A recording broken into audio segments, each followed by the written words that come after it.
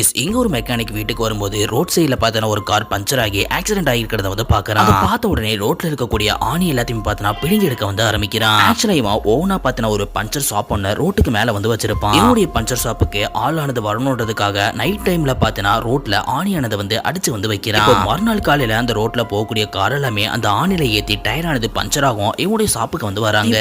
நிறைய பஞ்சர் ஆனது ஒட்டி ஒட்டி நிறைய மணியானது பார்த்தா ஏர்ன் பண்ண வந்து ஆரம்பிக்கிறான். அப்படி ஒரு நாள் பக்கத்துல பார்த்தா கன்ஸ்ட்ரக்ஷன் ஒர்க் ஆனது போயிட்டு இருக்கும்போது வழியா நிறைய ட்ரக்ஸ் ஆனது போகும். அந்த ஆணி எல்லாத்தையும் பார்த்தா பிடுங்கி வந்து போட்டு போயிடுது. அதுக்கப்புறமா அவனுடைய பிசினஸ் ஆனது ரொம்ப டல்லாக வந்து ஆரம்பிக்குது. அந்த ஒரு நிகழ்வுக்கு அப்புறமா நிறைய ஆணிகளை பார்த்தா ரோட்டுக்கு சைட்லாமா வைக்க வந்து ஆரம்பிக்கிறான். அதுக்கப்புறமா அன்னைக்கு நைட்டு பார்த்தா அவனுடைய கடைக்கு ஒரு பொண்ணும் பையனும் பஞ்சர் ஷாப்புக்கு வந்து வராங்க. ரொம்ப நாள் கழிச்சு உனக்கு ஒரு கஸ்டமர் கிடைச்சிருக்கிறதால இது ஒரு அட்வான்டேஜா எடுத்துக்கிட்டு பணம் சம்பாதிக்கிறதுக்காக டயர் ஃபுல்லாவே போயிடுச்சு, புது டயர் தான் மாத்தணும் வந்து சொல்லிடுறான். இவன் அப்படி சொல்ல அந்த காரோட ஓனர் பார்த்தா கடுப்பாக வந்து செய்யறான். பட் வேற வழி இல்லாததால டயரை வாங்கி மாட்டிட்டு அங்க இருந்து கிளம்பி வந்து போயிடுறாங்க. டயர்ல குத்தி இருக்க பஞ்சரை பார்த்தா ரிமூவ் பண்ணி மறுபடியும் ரோட்ல போய் ஃபிட் பண்ண வந்து ஆரம்பிக்கிறான். அதுக்கப்புறமா அவனுக்கு கிடைச்ச மாதிரி நிறைய அமௌண்ட் ஆனது பார்த்தா கிடைக்க வந்து ஆரம்பிக்குது. அந்த பணத்தை இவன் தன்னோட ஒய்ஃப் கிட்ட போய் கொடுக்கும்போது அந்த பொண்ணு பாத்தீங்கன்னா தயவு செய்து இப்படி பண்றதை நிறுத்துங்க, இது மாதிரி நம்ம சம்பாதிக்க வேணும்னு வந்து சொல்லிட்டு இருக்கா.